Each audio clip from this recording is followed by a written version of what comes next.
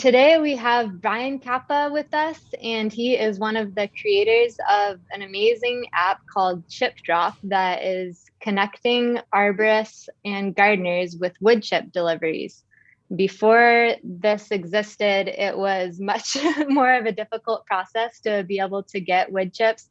Paul even says that we're kind of laughing about in the documentary, just get in the yellow pages and look for the tree services, because nowadays everyone's online, and we're trying to call individual tree services, and it was kind of just a process that was really difficult for gardeners to get connected with.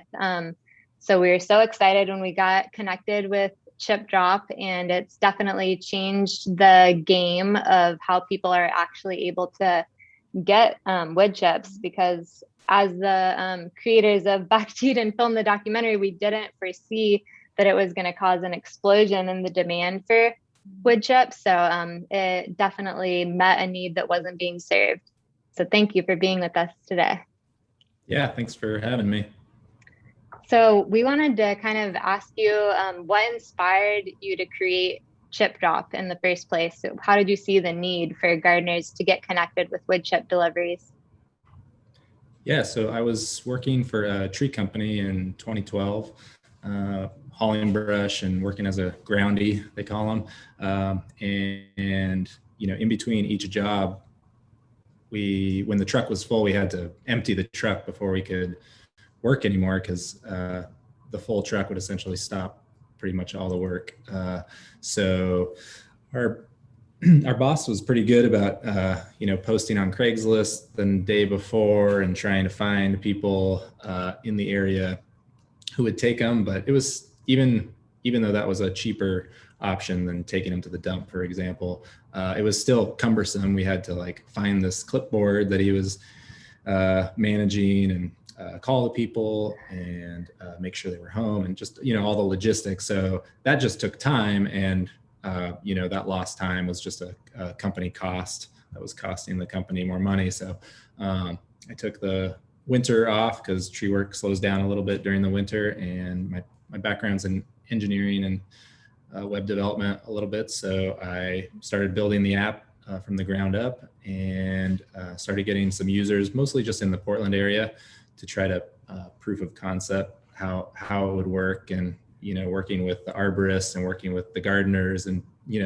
sort of doing the matchmaking. It wasn't straightforward, and there were some obstacles, plenty of obstacles that I didn't imagine. But at this point, 5 years into the business, being up and running all over the country, it's pretty much most of the kinks are worked out, and it's pretty smooth on both ends, I would say, for arborists who are using it to find locations, and then also for gardeners who want to get wood chips. And at this point, we'll talk about it a little more probably, but our biggest issues are supply and demand, because there's two user groups and they both need something. And so just having that be in balance is what we focus on as a business now, primarily to serve the customers. How exactly does it work for both the gardener and for the arborist? How on the back end, how's it work for them to sign up? Yeah, I mean, so in lay terms, it's just a glorified list essentially, but the app and the technology make it streamlined. So for the arborist, just really quickly covering that, their main concern is to find a place to deliver their wood chips to, have it be fast, easy, and to have wherever they're going to deliver these wood chips to, make sure that person is already ready, knows what to expect. There's not a lot of questions. And with our service, the homeowner doesn't even have to be home, and the arborist doesn't even have to call ahead. So really just setting everything up, yes, this person is sure they want wood chips. The site's ready. There's a backup spot on the yard in case the first one doesn't work out. We just added a new feature to the site where a gardener can upload a picture now, take a picture, even circle in their yard, drop them right here, so it's really clear when the arborist shows up. That's what the arborist customer is really looking for. And we charge arborists to use the service. So the arborists pay $20 US dollars per drop, flat rate. And that's our business model, essentially, that pays the bills for ChipDrop. And, the amount that it saves them is at least 10 times more than that, just in drive time if you don't even count dump fees. Sometimes dump fees are really high, especially in like the Bay Area, for example, or some bigger cities. I mean, it's just the cost for disposal of the green waste is really big. So that's how we work with the arborist users and kind of meet their needs. And both users, the arborists and the gardeners, use the same website. You had mentioned an app, and there isn't actually a native app that you download. So it's a website, but it functions just like an app. It's mobile friendly. I tell a lot of folks, especially the arborists, that you can pin the map to your the website to your home screen. So you get the icon on your phone. So that's how we've set up the technology side. And so the arborists and the gardeners, they both sign up on the same website. It's one form. You just select if you're a gardener or an arborist. And for gardeners, like I said, you fill out the same form. That creates an account. So you have an account in the system, you can log in. And then, I mentioned that it's a list. At that point, you essentially place yourself on the list by going through the request process. And the request process just makes sure that your address is correct, that you have a valid phone number on file in case the arborist does need to contact you for some reason. We need a valid phone number. It makes sure you know what you're requesting and that you specify whether or not you want wood chips or logs. You can actually use ChipDrop to get just loads of firewood logs, for example. A lot of people don't know that. I don't think there's as much supply for logs as there is for wood chips. Most tree companies are chipping their green waste, but there are a lot of logs that just are too big that can't be chipped. So you can get logs through ChipDrop. That's actually how we get all of our firewood here in Portland for our house is through ChipDrop. So that's very cool. It's definitely a resourceful tool for people. Like you said, it's saving money on the arborist end from not having to pay like the astronomical fees of dumping, which is great for the planet too. And it's also the materials worth. We are doing some calculation of if you buy, a bag of what is essentially composted green waste, which is the main ingredients are pretty similar to what you would get in an arborist wood chip delivery. And it was like $1,000 per load, comparably what you would be paying per cubic foot and the amount that would be bagged. So it's insane the amount of money that you actually are saving. And a lot of people are tapping into the interest of, I can get this for free, this free material, which is amazing. That's one of the top searches that people are looking for. How do I get a free wood chip delivery? So we wanted to make sure that you kind of got a chance to talk about that, because we have heard how, again, the supply and demand issues, that the demand has gone up so much that some people are having a hard time connecting with them.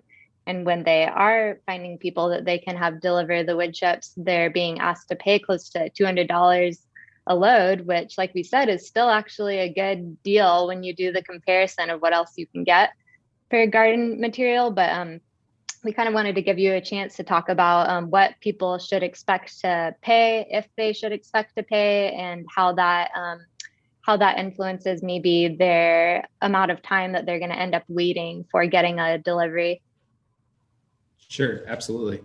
Yeah, and just to clarify one thing, ChipDrop is all about free wood chips. That's what we promote and support, because like I said, the arborists are the folks who pay to use the service. So we are really try to be genuine in that we want people to sign up for free wood chips. And with our payment system, so using ChipDrop, you as a gardener requesting wood chips, you can offer to pay, essentially.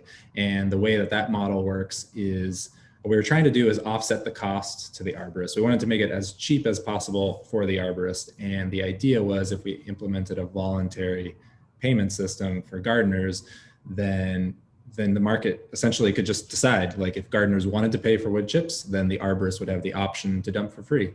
And it creates just sort of like a sort of an equalizing market. We don't game that at all. As a gardener, you don't really have access to who's paying or how many drops. So it really needs to be a genuine like willingness to pay for the wood chips, which is what we want. We don't want to feel like people have to buy wood chips or there's a fee, but there definitely are some, caveats to that. Essentially, if if you are signed up with 10 of your neighbors and, you know, 2 of them maybe, or 3 of them are offering to pay, there's really little reason that the arborist would choose, you know, to pay. Although I say that, but arborists, their primary concern really is proximity. So most companies, or, you know, savvy tree companies, contractors, they're not going to drive really that much farther out of the way. So paying $20 is pretty cheap compared to like driving an extra half mile, especially if you consider traffic and stuff. So I will say proximity is the #1 key. But in the case where there's 2 neighbors signed up, yes, the neighbor who's offering to pay is going to probably get wood chips sooner. And in Portland, that really plays out. We're pretty well established in Portland because that's where we started. And what happens seasonally is in the spring, every gardener in Portland signs up for ChipDrop.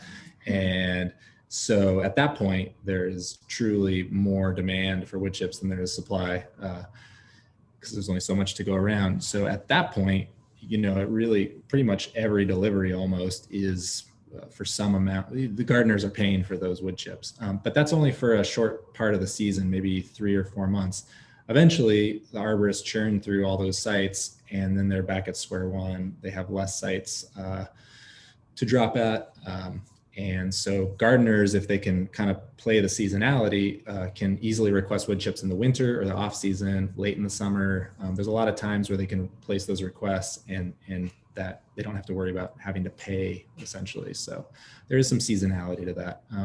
The other thing I wanted to specify too in ChipDrop is we only allow gardeners to pay up to $80 for a delivery. Again, we didn't want gardeners feeling like they were buying wood chips.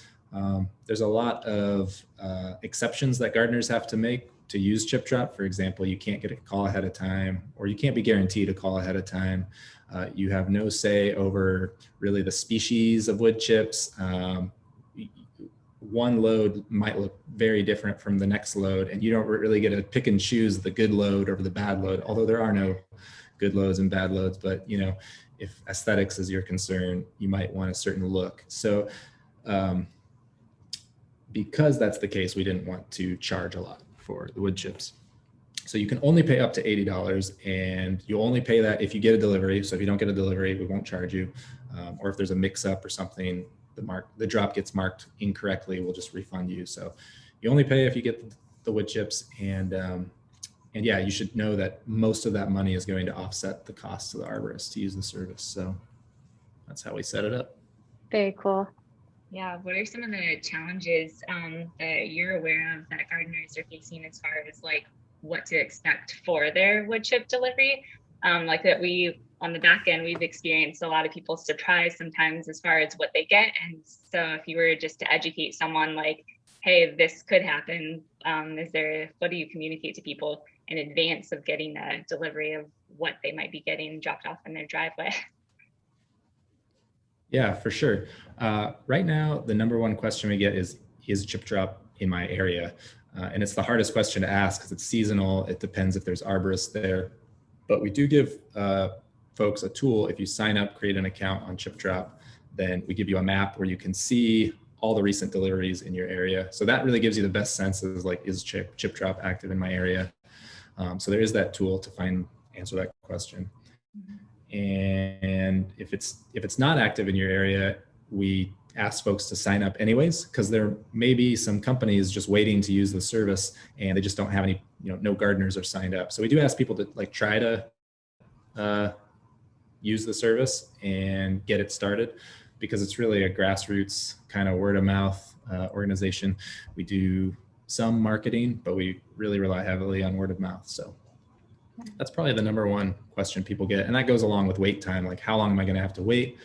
It could be anywhere from within 2 hours of placing a request to, it could be months really, either because there just aren't that many tree companies using the service, or there's just 1,000 other gardeners signed up in your area. So unfortunately, the wait time is just something we can't promise. And so, but other than that, we actually made a video showing some of the major pitfalls or pain points that gardeners and homeowners experience when they sign up for a ChipDrop. And that video is authentic based on real experiences and real customer support issues that we've been handling over the last 5 years. And so we really wanted to make sure that when people sign up for ChipDrop, they know what to expect, because we don't want to deliver wood chips to people who don't want them. It's very inconvenient for everyone. So we really try to hammer in some of those points. And they're basically the size of the load.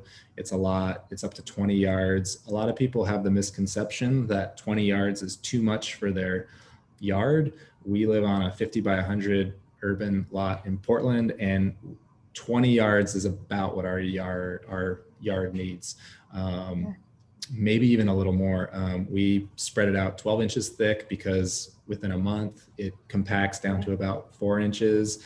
And the thicker you lay it, the better it is at suppressing weeds, the better it is at keeping in moisture, the longer it'll last. I mean, so we just say lay it on thick. If you're buying bag mulch, you're not going to lay it on 12 inches thick because you're paying for every single bag. So with ChipDrop, you have this abundance of wood chips. So we tell people to just really lay it on thick. So we try to educate people that it's not actually too much, although it is a lot of work to move 20 yards of wood chips. It is, but it's totally worth it. Yeah, we've had like the worst cases scenarios and like the best, and it's like by the end you're like, it's worth it, even if your butt is kicked after moving, and like you get big branches and some things that are pretty challenging to move.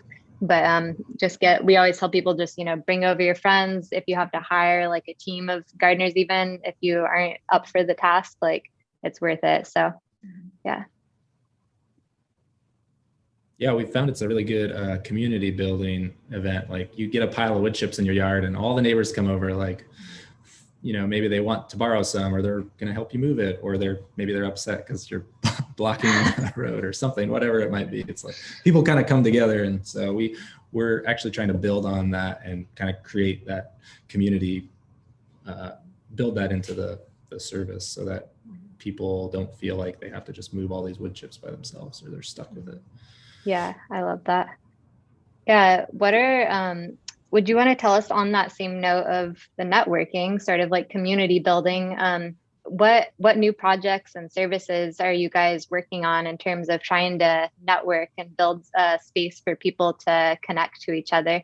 At ChipDrop, we're working on a couple things. One is a YouTube channel where we're going to just be offering very simple, short tips. We call it chips and tips, basically just educating people on how to move wood chips, or maybe even just like going on tangents to like random DIY. We're not sure where it's going to go yet, but the idea is like to help people in their journey through transforming their yard from, maybe a dead urban hellscape of weeds and barren lawn and just kind of like people don't really know what to do with their yards, transforming that to like really an urban garden, whether it's growing your own food or planting beautiful ornamental plants, whatever you may want to do. We want to kind of help people through that process because we understand it is overwhelming. So that's one thing we're working on. And the kind of in that same vein, in that spirit, we're trying to add more of a networking feature to ChipDrop where right now, if you use ChipDrop, sign up, you can place a request for wood chips, which is really the primary use for ChipDrop. But we've also created the ChipDrop Network map where you can be more interactive with your neighbors. So right now, what you can do on the network map is you can just share wood chips with your neighbors. So maybe you got a giant load of wood chips, you need to get rid of some of them. You can share them with your neighbors, or you could find other neighbors who are looking to get rid of some of their wood chips. And that's helpful for people who don't want to get a whole load of wood chips, or maybe they don't have a driveway, so they don't have a good spot to get them. So that's kind of making ChipDrop more accessible to people who currently wouldn't have used it. But in addition to that, we'd like to expand to possibly some tool sharing where not every person has the right tools to garden or mulch or move giant piles of wood chips. Maybe it's a wheelbarrow, maybe it's a pitchfork. Like not everyone has that. So we want to set the ChipDrop network up to let neighbors share tools. Really creating it kind of like thinking of it as kind of a next door, but for wood chips. Nextdoor has some pros and cons, and we really just want to keep our goal, niche, and specific to gardening, which I think that's something that everyone can get behind and relate to. So creating community through gardening and, just within your neighborhood network. So that's what we're going to be working on for the next couple of years. That's awesome. That's a really good idea too, because we've definitely had the experience of being like, man, I just want one little bin full to put on top of that raised bed or something. And already got like huge loads earlier in the year, and I don't want another thing. So I think the size of the loads, that being able to connect people with smaller amounts, that's a huge beneficial idea, as well as the tool sharing. So that's awesome. We can't wait to see that and use it. As far as expanding, we definitely have like a international audience. So one of like our top 10 questions we get is mainly from people around the world asking if it's available in their country. So we were wondering if you guys have any plans to expand to serve more regions in the world. Yeah, absolutely. We are currently in the US, Canada, and the UK fairly actively. There are a decent supply of arborists and gardeners who are using the service in those 3 countries. And yeah, we want to expand. There's what I've found through just traveling over the last 10 years is that there's tree pruning, tree trimming contractors pretty much in every country, throughout Asia, throughout Europe. It's just a common business model, this, tree trimming contractors. Most of them use chippers. There's some obviously different dynamics of like yards are different in different countries. So we want to be sensitive to that. And we're kind of learning about that by expanding in the UK, how it looks. Do we need to change the language of our website? Do we need to have a different terms of service, to accommodate? But yes, we're working on expanding, and we'll let folks know as soon as we're active in other countries. Very cool. And we were wondering, just sort of on a personal note, after creating the documentary, like you said, that a lot of more gardeners started to get interested in getting wood chips. Have you run into any back to Eden gardeners on your many ventures with wood chip deliveries? I have a lot of people email us, and for some reason, one reason or another, they end up mentioning, oh yeah, I'm doing back to Eden gardening. And then sometimes they'll ask a specific question that I don't necessarily know, because we're not necessarily wood chip gardening experts. So oftentimes we'll defer to the experts like Paul or other resources. And sometimes I'll have to do some research and be like, oh, I'm curious, what is the answer to this question, or learning more about it. So there's lots of people out there who are doing this gardening method, and we're just excited because I think just getting more people out in their yards, getting their hands dirty is a good thing, whether they're growing food, which is great, or just, planting flowers, even just, being more active in their yards. I think it's one of the silver linings of this past year is, people had to find stuff to do. And what we saw was a lot of people were in their yards working on them, and that's a really great thing. So hopefully more people do that. But we have a press page on the website that kind of quantifies like how many yards of wood chips have been delivered. And in 2020, we made 60,000 deliveries and delivered 200,000 metric tons of wood chips. We estimate that we saved gardeners, if you assume like bulk deliveries of wood chips cost so much per yard, not the bagged mulch, but if you were going to order 10 or 12 or 15 yards of mulch, then we probably saved gardeners around $1 million in 2020. So that's cool. There was an article done on PBS about lawns and water consumption by lawns, and a lot of users who use ChipDrop are sheet mulching over their lawns or digging up their lawns and converting them to water-wise gardens. That's what they call it in California. Yeah. So we estimate that with wood chips delivered and applied to a yard, to everyone's yards. We estimate gardeners are saving about 200 million gallons of water in 2020, just based on the number of deliveries and those wood chips being applied to, their yards, which is a lot. It was a lot more than I thought, because lawns are water intensive, as you know. And then the other thing is, we, part of our primary business is putting places to deliver wood chips very close to where arborists are working, because that's their number one, business goal is to save money with ChipDrop. So a friend of mine who's a professor at University of British Columbia did a research paper on how many miles, vehicle miles were saved by using a ChipDrop site as opposed to taking them to a dump. And they estimate that about 3 to 5 miles were saved per delivery.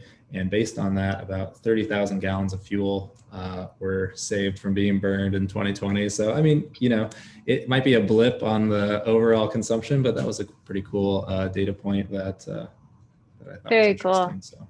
Yeah, I love that. Definitely. Yeah, I love that you guys took the time to put together those stats and that impact. That's really powerful. The first thing that every person after they watch our documentary wants to know is, where do I get wood chips? How can I start this process? So we're always referring them. First thing that we respond to everyone is go sign up for ChipDrop. And we're just so thankful that we've met such cool people like you guys that are doing such a good thing for the world. And it's getting people to have a material that I really think is one of the best gardening materials from all the research and different people that we've been talking with. It really helps, especially with improving the soil and the water needs, and has a lot of benefits that a lot of other mulches don't have in terms of sustainability. So it's just such a cool resource that what you guys are doing is connecting with a renewable resource. It's not like you're going and doing deforestation to make wood chips. It's trimming trees that actually stimulates the growth.